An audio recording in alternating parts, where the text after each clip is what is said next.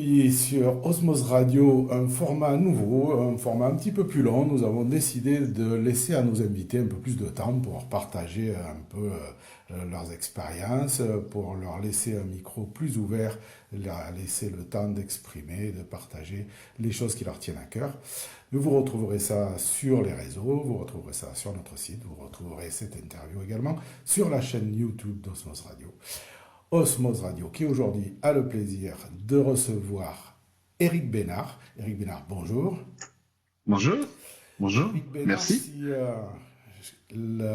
l'enthousiasme, on dit que étymologiquement ça signifie porté par le souffle de Dieu, eh bien c'est un petit peu comme ça que je te vois, Éric. Est-ce que ça te parle? C'est un portrait très flatteur, merci beaucoup. Ça me parle dans mon cœur. Je sais pas, j'essaye d'être à l'image de ce que je dis aux gens, de ce que je partage avec les gens en tout cas. Donc si effectivement c'est ce que ça peut véhiculer déjà chez toi, je suis assez content. Disons que je pourrais dire que tu as été prof de guitare, que tu as fait des études de droit, mais c'est pas ça qui nous intéresse. Eric, Ouais, tu te présentes comme clairvoyant, comme ouais, thérapeute, comme animateur de stage ouais. et comme, j'ai un peu de mal à qualifier, fondateur, cofondateur, animateur, co-animateur de Ta vie en magie, une école de spiritualité. Est-ce que tu veux bien nous parler de tout ça? Ouais. Donc, fondateur et aujourd'hui co-animateur, enfin surtout animateur ouais, de l'école en spiritualité Ta vie en magie, parce qu'il y a aussi ma femme Emeline, le bonheur en lumière qui intervient dessus, et ça me fait vraiment plaisir. Et sinon, bah oui, donc je suis clairvoyant depuis toujours, mais c'est pas mon métier depuis toujours. Effectivement, j'ai été cuisinier, j'ai été prof de guitare, j'ai fait du droit, etc. J'ai fait pas mal de choses. Là, ça fait depuis 2011-2012 que je fais de la thérapie énergétique à travers ma clairvoyance, qui m'a apporté d'abord, surtout à moi, énormément de choses parce que j'en avais énormément besoin, parce que comme beaucoup de gens sur Terre, j'étais pas vraiment spécialement heureux dans dans ma vie, dans ma prime jeunesse. Et donc il a fallu travailler beaucoup. Et puis j'avais j'avais vraiment ce désir tout simplement de partager ça avec les gens. Donc c'est ce que j'ai proposé à travers les séances individuelles, les stages. J'ai commencé surtout par faire beaucoup de stages en forêt, avec les esprits de la nature, les énergies de la nature. Donc voilà, ouais, c'est de la thérapie par la clairvoyance. Et cette clairvoyance, dans la thérapie, en tout cas, je l'utilise pour essayer de comprendre les mécanismes chez les gens qui sont inconscients, qui sont énergétiques, qui sont souvent imperceptibles chez nous. J'utilise du coup le dialogue, ce qu'on appelle le dialogue avec l'âme des gens, avec leur énergie, avec les guides, etc., pour essayer d'adapter les choses, donner les meilleures réponses possibles pour que les gens puissent s'en sortir. Après, dans les séances sont souvent c'est très large, quoi. Il y a pas une séance type. Il y a plusieurs manières d'aborder les séances individuelles parce que tout le monde n'a pas besoin des mêmes choses. Et vu que moi je suis quelqu'un qui essaye d'être obéissant, en tout cas à ce que l'âme veut, entre guillemets, mon âme déjà en particulier. Alors c'est pas simple, hein, bien sûr. Ça, je suis d'accord. Et ben Ouais, c'est ça. Donc, essayer d'être obéissant là-dessus. Donc, on suit un cheminement. Avec moi, c'est vraiment ma thérapie, c'est la logique de Ta vie en magie, c'est-à-dire l'école de spiritualité. C'est-à-dire on est d'abord, selon moi, c'est comme ça que je pose les choses, on est d'abord là pour comprendre ce qu'est la spiritualité, ce qu'elle veut nous inspirer, plutôt que de vraiment répondre uniquement qu'à des questions matérielles. Je fais pas je fais pas, ma médiumnité sert pas à faire de la voyance purement matérielle, est-ce que je dois aller en Bretagne, etc., ou est-ce que je dois changer de voiture, etc. Ça peut arriver, c'est-à-dire si c'est à propos, mais d'abord, moi j'écoute d'abord ce que disent les guides et l'âme, et si c'est à propos, et c'est tout. Donc c'est vraiment une logique dans la thérapie que je fais à travers ma clairvoyance, comme moi j'ai toujours fait pour moi-même finalement, de suivre une ligne spirituelle pour, en fait, tout simplement pour bien expliquer les choses. Comme beaucoup de gens, je trouve insupportable la vie que nous avons sur Terre.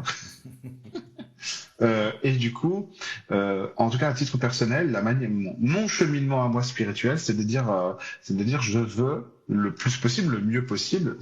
Sûrement une utopie, mais c'est pas grave. Faire revenir dans mon corps le plus possible ce que j'ai laissé dans les mondes spirituels Mhm. pour que la matière s'adoucisse.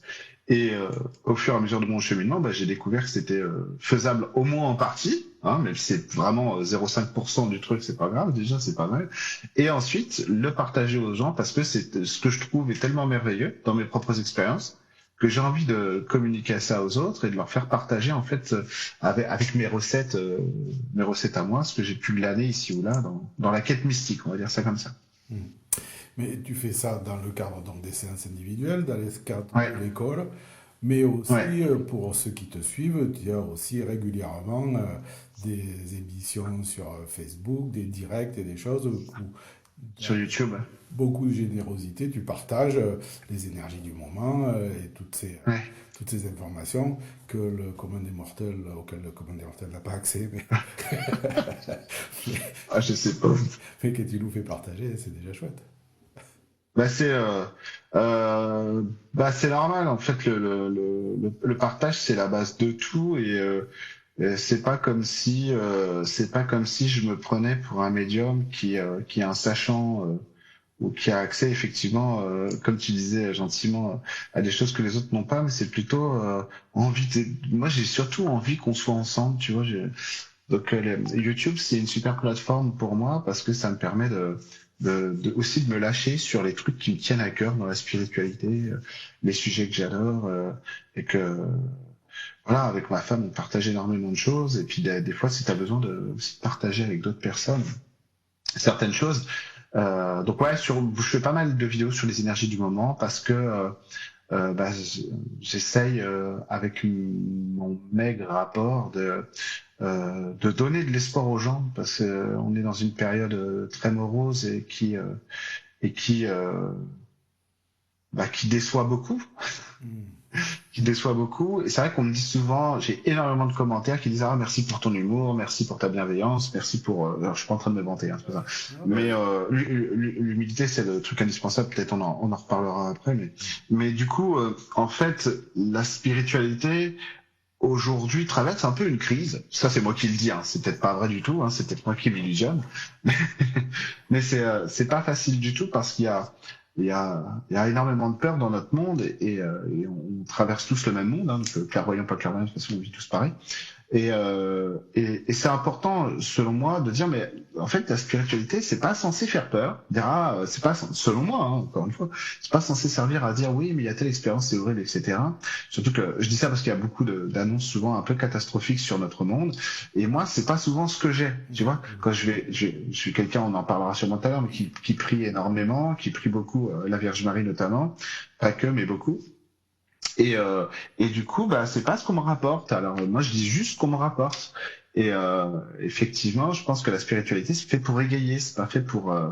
Alors oui, on pourrait dire oui, mais il faut bien prévenir les gens s'il y a une catastrophe. Oui, c'est vrai, pourquoi pas.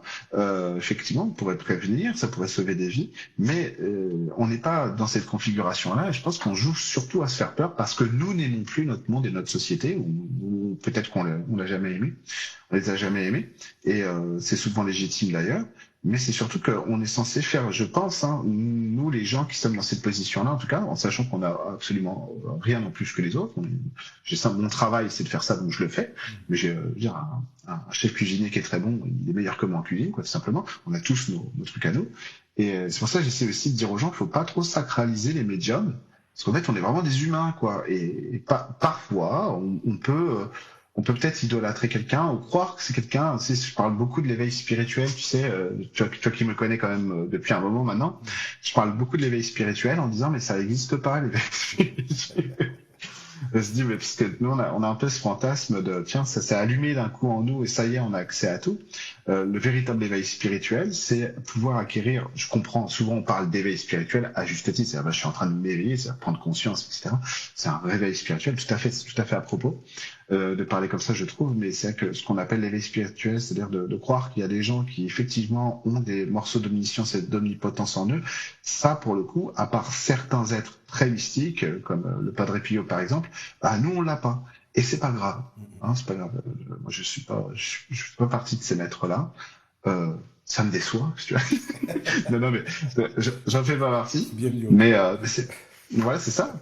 Et je pense, et j'insiste beaucoup là-dessus, c'est-à-dire que j'essaye d'humaniser énormément mon travail, en tout cas qui je suis, Parce qu'effectivement, de ce que je vois des vrais maîtres spirituels, comme le Padre Pio, je le cite souvent parce qu'il est très connu en plus, comme le Padre Pio, ce sont des gens qui n'ont qu'une envie, c'est de faire partie du commun des mortels. C'est pas des gens qui se mettent au-dessus des autres. Et c'est souvent un indice, tu parlais d'humilité, justement, c'est souvent un indice pour nous, pour reconnaître qui est vraiment un maître spirituel. Bah, ça va être quelqu'un qui est vraiment dans une saine humilité et qui n'a pas du tout, ni de près ni de loin, le désir de se mettre au-dessus des autres. Et ça, je parle dans les faits, parce qu'évidemment, nous le dire, bah oui, mais moi aussi, je suis très humble et je ne fais pas ça, c'est facile, on peut tous mentir et manipuler les gens. Et ça, c'est un vrai repère pour nous dans cette période de confusion atroce que nous vivons, c'est de prendre conscience que la maîtrise spirituelle, c'est d'abord et avant tout quelqu'un qui se met à notre niveau, à commencer par Jésus, qui n'a jamais pris personne de haut. Bien au contraire. Tu vois le truc? Je vois, oui, oui. Et puis, ce qui me touche aussi dans tes partages, c'est ce désir de maintenir la joie, en fait. C'est jamais Bah ouais. plan. Et quand on est dans la joie, on n'est pas loin de l'amour et on est plus loin de la peur. Et je trouve ça vraiment vivifiant. Là, le truc, c'est que euh, je pense que normalement, quand on pratique la spiritualité soi-même, ça va nous apporter, à un moment, la vie est ce qu'elle est, bien sûr, donc il y a des hauts et des bas, mais la spiritualité va nous apporter des satisfactions. Tu vois. Si tu médites, par exemple, tous les jours et que tu vis des moments qui sont très doux aussi en méditation, sachant que la méditation, comme tout outil spirituel, bah, c'est aussi challengeant. Hein. C'est pas simplement de la lumière en nous et puis des extases, etc. C'est aussi challengeant. Et ben, tu vas en retirer des choses. Tu sais, il y a ces moments de méditation, qu'elles soient par la prière, par les mantras ou vraiment la méditation orientale, asiatique, etc. Avec cette espèce de silence, cette présence en nous, et ben ça va nous nourrir de plein de choses. Et effectivement, toutes ces méthodes en fait de connexion spirituelle nous permettent de faire de nous un petit peu des réceptacles à notre niveau, en fonction de ce dont on a besoin. C'est même pas nos capacités, mais ce dont on a besoin. Et ben ça va faire rentrer en nous ces énergies spirituelles, cette lumière, et ça va nous nourrir. Ça nous nourrit de bien des manières, parce que ça nous éduque, c'est-à-dire qu'on a vraiment l'esprit, ce que j'appelle l'esprit spirituel, qui vient se mettre en nous et qui nous initie. Les catholiques, par exemple, vont l'appeler l'Esprit Saint, cet esprit spirituel qui va venir en nous, qui va nous initier au bon comportement, à corriger. On va vraiment avoir des choses qui infusent en nous, qui vont nous permettre de changer certaines parties de notre compréhension humaine, des choses, etc. Donc ça va vraiment nous aider. Ensuite, quand on va retrouver en fait notre pleine conscience, c'est-à-dire on sort de la méditation, on sort de la prière, et ben à rester ancré dans ces moments-là et à pouvoir les appliquer. C'est-à-dire que ce dont on a besoin, nous les Occidentaux, nous les Français, c'est d'une spiritualité qui à la fois nous éduque, nous initie, et ensuite nous permet d'être dans l'action, connecté à ça. Ça, c'est quelque chose qu'on a beaucoup de mal à faire. Et ça, par exemple, quand je méditais beaucoup il y a une quinzaine d'années, c'était le problème que j'avais, parce que les gens ne le savent pas, là, mais j'avais des gros problèmes personnels, j'étais agoraphobe, j'avais des crises d'angoisse permanentes, des crises de terreur tout le temps, j'avais de vrais blocages dans la vie, hein. Je pouvais pas sortir de chez moi quasiment, c'était terrible. Pas conduire, rien, voir les gens, c'était une torture, etc. Donc la méditation, elle me mettait en paix. Donc j'étais content parce que quand je méditais, j'avais plus ces sentiments de peur, etc. atroces, ces moments d'angoisse terribles. Le problème, c'est que dès que je sortis de la méditation, que je devais aller à la boulangerie ou prendre le train pour aller à la fac, ça me remettait dans ces terreurs-là. Donc je me suis dit, bah ça a été long, hein, parce que là, je fais en 2 minutes, je fais un truc qui a duré 6 ans. Mais mais, mais ça a été lent. Et je dis bah tiens, il faut que je trouve une autre méthode.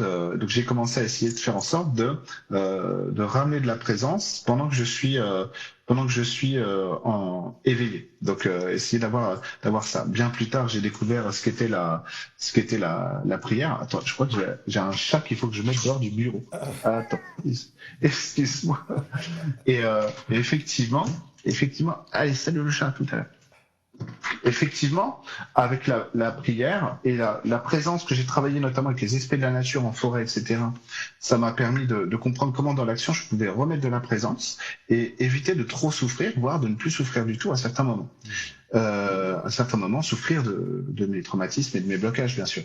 La prière, elle, notamment la prière du Rosaire de Marie, elle a changé complètement ma manière de voir les choses et de les vivre.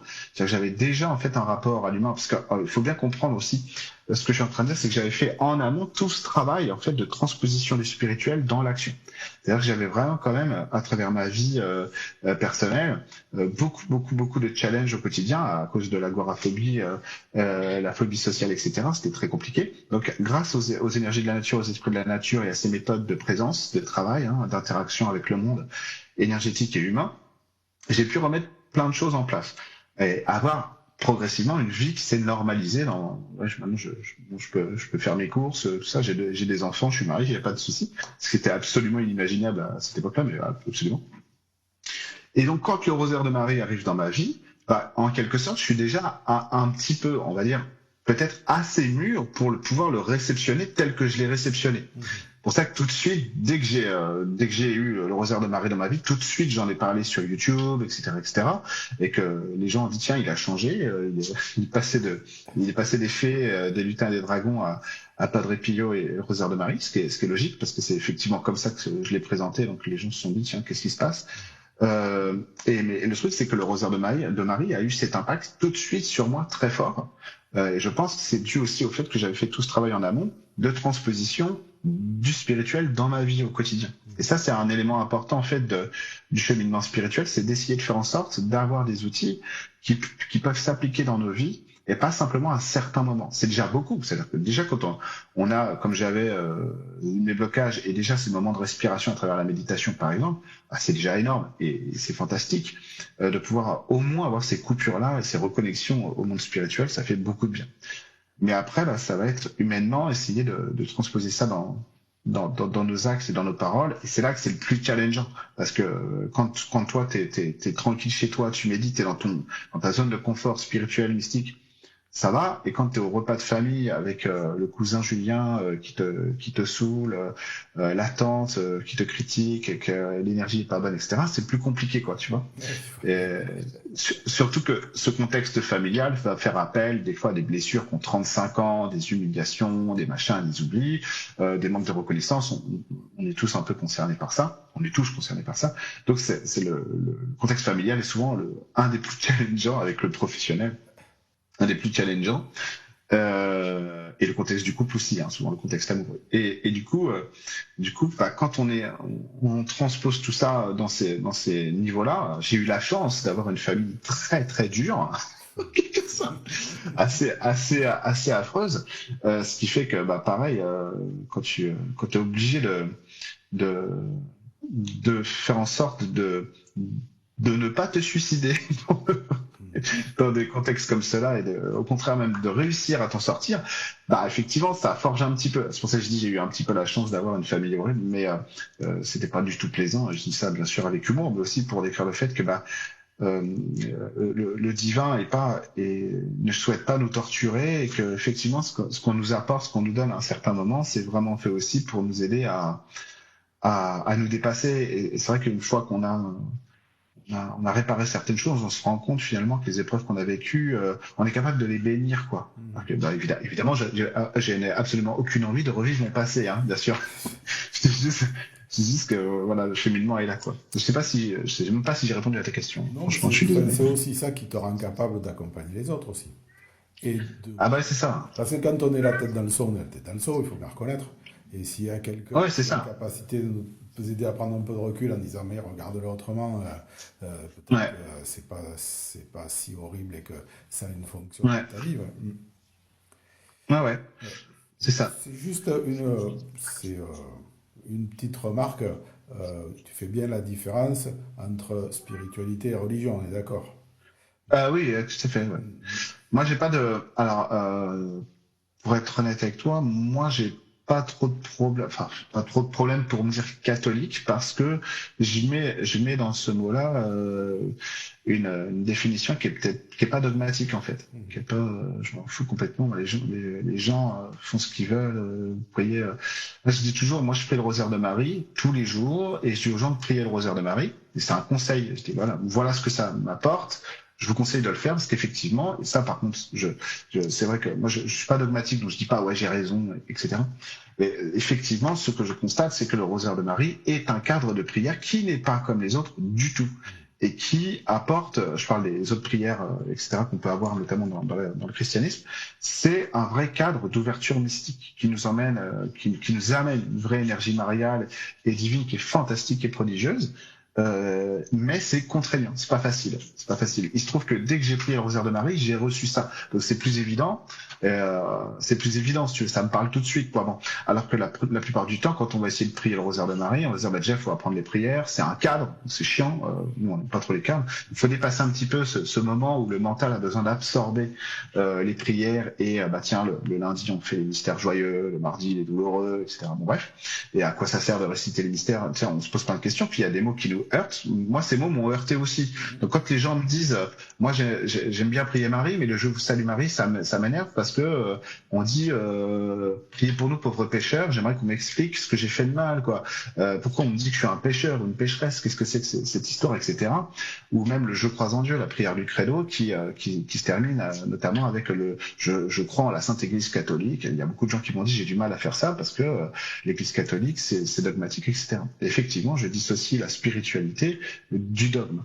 De toute façon, c'est ça aussi, c'est que mon parcours de vie m'amène forcément peut-être à m'encourager moi-même à essayer d'avoir de l'humilité parce que quand tu vois par quoi tu passes et par quoi les gens passent, t'essayes d'être tolérant et d'écouter et d'être patient surtout. Tu vois, c'est pas facile, hein, mais par contre d'essayer d'être tolérant parce que c'est difficile pour tout le monde. Et de toute façon, moi je pars du principe que peu importe le flacon pourvu qu'il y ait l'ivresse. C'est-à-dire si quelqu'un trouve la paix, l'amour et la miséricorde en lui à travers des mantras amérindiens, j'en ai strictement rien à faire. Ce qui compte, c'est voilà, aussi quelqu'un, parce qu'il y a des gens que moi je trouve chrétiens, mais vraiment de vrais chrétiens, 100% chrétiens, au sens christique du terme, qui n'ont jamais mis les pieds dans une église, qui savent pas qui est la Vierge Marie, etc. Pour moi, la Sainte Église catholique, c'est la maison de l'amour, c'est la maison de Dieu, la vraie, quoi, si tu veux. C'est pas simplement un endroit où on nous dit, priez comme ça, faites comme ça, sinon vous irez en enfer. Non, moi c'est pas ça que je vois. Catholique, ça signifie universel. C'est pas. Ben voilà, c'est plutôt ça. De Rome, mais. Ouais, c'est ça. Ouais. L'idée, c'est ça. Ouais, c'est ça. Donc, que tu sois bouddhiste, ou franchement, aucune importance. Parce que les religions, c'est vraiment un truc humain, quoi. C'est des accès. Normalement, les religions, elles sont censées nous enseigner des voies d'accès au spirituel. Il y en a peut-être qui le font mieux que d'autres. Moi, un jour, ce qui m'a été dit, c'est que c'est pas toi qui choisis ta tradition, c'est la tradition qui choisit. Et j'ai trouvé ça assez juste. Ouais. J'ai trouvé ça assez juste. Donc. Les gens, c'est normal, hein, me connaissent pas, mais dans ton auditoria, je sais pas comment on dit. Et du coup, moi à la base, je suis pas. Enfin, petit, j'étais très chrétien au sens spirituel du terme. Et donc je priais aussi Marie, Jésus, j'allais à l'église tout seul, je courais après le curé du village pour qu'il veuille bien me communier, mais c'est quand même incroyable parce que le curé ne voulait pas me faire la communion et ma mère non plus ne voulait pas que je la fasse. C'était incroyable parce que ma mère pensait que je voulais faire ça juste pour avoir des cadeaux, etc. Ce qui n'était pas le cas. Et du coup après avec l'adolescence, ma vie de jeune homme, j'ai laissé tomber parce que j'étais déçu de la vie, comme plein de monde, et puis déçu de Dieu. C'est-à-dire que ça, en général, je trouve que c'est bon signe quand les gens commencent à être déçus de Dieu. C'est-à-dire qu'ils se disent mais je comprends pas, il y a trop d'injustice dans le monde, trop de violence. Donc si ce Dieu-là existe, j'aime pas ce Dieu-là, donc j'ai pas envie de croire à ce Dieu-là, quoi, tu vois. Et en général, c'est plutôt bon signe parce qu'effectivement, ce Dieu-là n'existe pas, quoi. Ce Dieu espiègle, méchant, qui nous teste, qui veut nous faire du mal, il n'existe pas. Et ça, on le comprend. C'est pour ça que je dis souvent aux gens, je dis quasiment exclusivement, si vous lisez la Bible, lisez le Sermon sur la montagne de Jésus. Parce qu'effectivement, là, il y a tout, il y a absolument tout, et on comprend, il y a tout pour... c'est ce que fait Jésus, hein. Il annonce le royaume de Dieu à travers le Sermon sur la montagne, il nous explique, et surtout, il nous donne toutes les règles de comportement humain, spirituel, etc., pour recevoir les bénédictions divines. Et on nous explique bien, à travers ce Sermon sur la montagne, Jésus nous explique bien, Dieu n'aime personne plus que personne. il nous aime de manière égale et équitable, tous. Et ça, c'est très rassurant. C'est très rassurant d'avoir un Dieu qui, de toute façon, ne fait pas attention à ce que tu fais de mal ou ce que tu fais bien. En réalité, c'est nous parle souvent du jugement, mais il n'a qu'une ambition, c'est que tu retournes à cet amour. Dieu dit, en fait, moi, je vous aime. Vous m'avez un peu oublié sur Terre parce que la Terre est un monde qui est très jeune, notre humanité est très jeune. Donc, on est quand même amnésique de ce qu'est le divin quand on arrive ici. Et en fait, t'as Dieu qui nous dit, mais c'est pas grave. Voici comment y arriver. Rappelez-vous que je vous aime et vous serez aimé et vous souffrirez plus, en gros. C'est ce que nous dit notamment Jésus dans le Sermon sur la montagne. Ça, je trouve ça fantastique parce que, tu sais, moi j'ai souvent, je pense que toi aussi, et beaucoup de gens, j'ai longtemps vécu avec un manque en moi un petit peu indescriptible du fait que t'es malheureux et tu sais pas pourquoi, quoi. Il manque un truc, c'est ce monde où on te dit ce monde-là, il a pas de magie, ce monde. Il est moche, ce monde. Et la vie, c'est dur. Et puis, on n'a rien sans rien, etc. Tu te dis, mais c'est pas normal, en fait, qu'on souffre autant, etc. Et quand effectivement, tu retournes à ces connexions-là, à ces moments-là, eh ben, ouais, tu respires à nouveau. Et c'est pour ça que tu dis, bah, tu mets de la joie dans tes vidéos, etc. Bah ouais, parce que quand tu retrouves ces moments-là, et en plus que tu sais que c'est vrai, c'est-à-dire que c'est pas juste tu crois ce qui est écrit dans le livre, mais que tu l'expérimentes pour de vrai, humainement, pas que spirituellement, genre désincarné, mais humainement. Attends. T'as envie de le dire aux gens, quoi. T'as envie de dire aux gens quand Jésus dit vous inquiétez pas de ce que vous mangerez demain, vous inquiétez pas de quoi vous vêtirez, etc. Regardez les oiseaux dans le ciel, ils ne sèment ni ne moissonnent, ils n'amassent pas dans les greniers, et pourtant votre Père dans le ciel les nourrit. Alors vous qui l'aimez encore plus, qu'est-ce qui fera pas pour vous? Cherchez d'abord le royaume et la justice de Dieu, tout cela vous sera donné par surcroît. Et quand tu dis ah ouais et tout, tu crois, et tu fais vraiment, t'essayes de te mettre au service de ça, et que c'est vrai. Et ça tombe bien. Ça veut dire voilà, donc tu dis, donc moi je répète souvent cet extrait du Sermon sur la montagne dans mes vidéos, et en sort, c'est parce que bah en fait je le vis, je l'ai pas vécu, je le vis souvent. Et c'est pour ça que je dis souvent aussi, quand on demande quelque chose à Dieu, il nous donne toujours beaucoup plus que ce qu'on lui a demandé. Mais ça, c'est un truc de fou. C'est un truc de fou. Et je ne vis pas ça genre comme si j'étais un être chanceux élu, pas du tout. Parce que ça n'a rien à voir avec moi. En fait, c'est simplement que Dieu nous aime comme ça, quoi. Et c'est vrai que pour nous, pour bien des gens, peut-être ça veut dire, bah ouais, c'est bien mignon ce qu'il dit. Alors peut-être que lui, il a la chance de voir ça, c'est sympa. Mais moi, c'est pas ce que je vis. Et ça, en fait, ça fait partie du challenge que nous on a sur Terre, parce que c'est pour ça aussi que j'ai expliqué aux gens, attention, moi je viens pas d'une vie où c'était vraiment facile, hein, tu vois, comme beaucoup, hein, en plus c'est pas moi le plus à plaindre, mais c'était vraiment pas facile, hein, etc. Et ben non, c'est pour dire attention, je suis pas en train de vous donner des leçons de morale en mode croyez comme ça, etc. Machin. Non, c'est vraiment vrai. C'est vraiment vrai. Dieu nous aime. Point. Et alors après, on peut l'appeler l'univers, on peut l'appeler le tout. On l'appelle comme on veut. Pareil. Je suis pas un évêque, quoi. Je me fiche complètement du lien que les gens ont avec ça. À partir du moment que ça les nourrit, qu'ils sont heureux, quoi. C'est surtout ça qui compte. Et je trouve très important cette idée parce que on est vraiment dans ce que je vois, plus dans un monde où on va chercher d'abord le surcroît, on se dira le royaume, on verra plus tard. Et quelque chose d'inversé dans ce qui donne la société actuelle. Mais c'est parce qu'on a peur. On est dans une société qui est déstructurée parce qu'on est déjà en fin de civilisation. Ça avance vers une fin de civilisation effective, en sachant que les fins de civilisation, ça n'est pas abrupt. C'est pas, ça se vit jamais en mode juste le Vésuve explose et voilà, l'Empire romain c'est terminé. C'est pas comme ça. La fin de l'Empire romain, c'est un truc qui s'étale sur des décennies ou plutôt des siècles en réalité. L'Empire romain s'achève même quand Charlemagne devient empereur le 24 décembre 800. En gros, c'est le retour. Il est empereur romain, quoi, si tu veux. Tu vois, donc même si c'est pas l'Empire romain de l'Antiquité, mais il y a l'Empire romain. Les fins de civilisation, c'est jamais d'un coup. Et notre fin de civilisation à nous sera lente et continuera de l'être.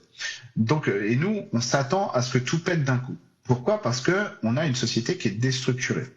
Notamment en France, ça fait longtemps que le spirituel a été déstructuré. Moi, je suis pour la laïcité. J'aime la laïcité. La laïcité, c'est bien. Quand tu vois, les anglo-saxons, par exemple, savent très bien faire de la laïcité. Beaucoup mieux que nous, les Français. Et je trouve, ça, par contre, c'est mon avis personnel. Et tout le monde a le droit d'être en désaccord avec moi. Il n'y a aucun souci. La loi de 1905, et je dis pas ça parce que j'ai été juriste, parce qu'en plus j'étais pas privatiste du tout, quoique là c'est du droit public aussi, mais bon, et ben c'est pas une loi sur la laïcité, c'est une loi contre l'Église. Et l'Église, nous avons, je pense, le droit de la critiquer, parce elle a des agissements, notamment à l'égard des enfants qui peuvent choquer, pas l'Église, mais des membres de l'Église.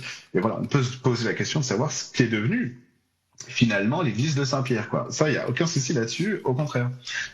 Mais nonobstant ce fait-là, eh ben, la loi de 1905, c'est une loi qui est anticléricale en réalité. Donc on a détruit, bien avant même 1905, on a commencé à détruire. On pourrait parler de la Révolution, mais là, même bon, on va rentrer trop loin dans l'histoire, donc on va pas le faire. Mais on a un mouvement en France déstructurant depuis très longtemps sur le spirituel. Avant, on avait des repères très importants. C'était quand même un des trois ordres fondamentaux de notre État monarchique, l'Église, le christianisme, et aujourd'hui ça l'est plus. Donc, on a une perte de repères spirituels. Alors, d'un certain point de vue, d'un point de vue sociétal, c'est très destructurant et c'est très problématique. Mais les gens, eux, de toute façon, ils se disent, s'il n'y a plus l'église, on va faire autre chose. Je vais aller voir un chaman en Isère, je vais faire la méditation, je vais faire etc. On récupère des trucs. Mais c'est individuel, c'est pas encore collectif. On n'est pas sur quelque chose, voilà. Et ça viendra, hein, bien sûr. Donc, déjà, on a perdu ce cadre-là spirituel qui était fondamental dans dans notre structure sociétale. Ensuite, on a la structure politique qui est défaillante et qui est absente aujourd'hui. De toute façon, aujourd'hui, tu peux nommer un Premier ministre, n'importe qui, tu vas dire, bah, de toute façon, je le connais pas, je sais pas qui c'est. Donc, et qu'est-ce qui... On est le 10 aujourd'hui. On est le 10 septembre, voilà. Et donc, tu vas nommer qui tu veux. De toute façon, ça fonctionne pas. Ça fonctionne pas parce que la structure politique aujourd'hui, elle est défaillante dans son fonctionnement. Attends, c'est mon fils. Chérie, je suis occupé. Désolé. Ouais, on est le 10 septembre, donc la garderie est fermée parce qu'il y a grève. Du coup, j'ai mon fils qui est à la maison. Donc en fait, la structure politique répond plus à nos attentes, même si avant elle était pas, je veux dire, la Troisième République, c'est aussi la République des scandales, de la corruption, etc. Si tu veux, on n'a pas inventé la corruption en politique depuis les années 2017-2025, quoi. Si tu vois ce que je veux dire, non, ça a toujours existé, quoi. Mais en tout cas, il y avait un rapport structurel de la politique dans notre pays qui fonctionnait, et dans d'autres pays, dans nos sociétés qui fonctionnaient. Aujourd'hui, c'est plus le cas. C'est-à-dire que de toute façon, tout n'obéit plus. On va dire, tu sais très bien, s'il y a un ordre qui vient d'en haut de l'ordre politique qui te dit fais ça, tu vas faire l'inverse. En tout cas, toi, tu vas. Et moi aussi. Ouais, c'est surtout que vu qu'on sent que c'est pas bienveillant, c'est-à-dire que si tu prends, si on fait une analyse politique qui sera forcément orientée de ma part, on te dit la France est endettée, donc il faut faire des économies. Tu vois, c'est ce qu'on nous dit là. C'est pour ça que le gouvernement vient de sauter. Parce que ils disaient, ah bah oui, mais là, faut faire des économies, faut vraiment tailler dans les budgets, etc. Et les autres ont dit, oh, pour X raison, non, vas-y, tu vas sauter. En fait, ça fait 40 ans qu'on nous dit ça. Ça fait 40 ans qu'on nous fait des budgets. À la fin, c'est endetté. Faut pas... Donc, attention, il faut augmenter l'âge de la retraite. Il faut faire ci, il faut le droit du travail. Donc, ça fait 40 ans qu'on fait des réformes soi-disant parce qu'on est endetté et qu'il faut donc faire quelque chose. Et on est toujours plus endetté. Non mais les gens inconsciemment, même les gens qui sont d'accord avec ça, leur inconscient bug si tu veux. Parce que attends, c'est bizarre quand même. Même si consciemment tu dis mais moi j'aime beaucoup le président, il fait ce qu'il peut le président, etc. François Hollande, il était courageux, etc. Bon bref, il y a peut-être des gens qui pensent ça, j'en sais rien. Et ben en fait toi ton inconscient, il se dit bah oui mais c'est pas ce qui se passe. C'est-à-dire que tous les 5 ans, on nous fait une loi retraite, une loi travail, une loi immigration, un machin.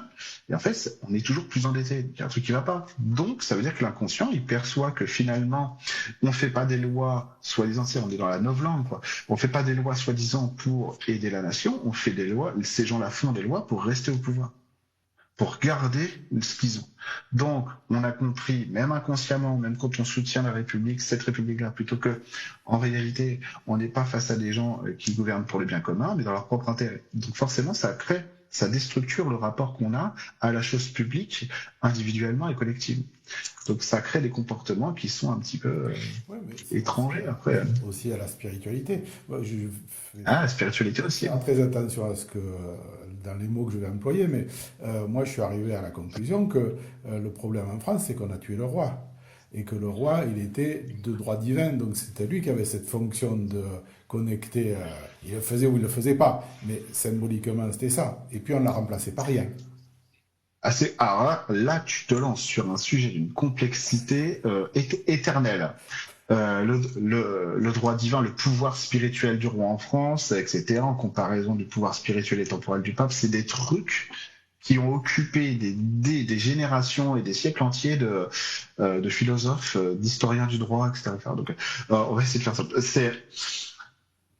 Oui, le meurtre de Louis XVI a cassé quelque chose, mais l'épisode révolutionnaire en France, et en plus là, à ce moment-là, on est le 21 janvier 1793 quand le roi meurt, et donc il dit cette phrase, tu sais, je meurs innocent des crimes dont on m'accuse, et je prie pour que le sang qui va couler ne retombe jamais sur la France. Et effectivement, en fait, symboliquement, c'est pour ça que les Jacobins voulaient tuer le roi aussi. Il y a son image monarchique, c'est-à-dire et son image spirituelle. Et les Jacobins étaient pas les plus chrétiens qui existaient, en sachant que le Directoire après, qui prend la place en 1795, une autre organisation républicaine de gouvernement, est pas plus ecclésiastique. Bon, après c'est autre chose. Mais ouais, le roi, Là, ce que je veux dire, c'est que si on fait un parallèle entre cette vision de la c'est société compliqué. et nos fonctionnements internes, Ouais. ça correspond à notre propre part, notre âme qui cherche à se connecter Ah, au c'est compliqué. spirituel. C'est dans ce sens-là que je le disais.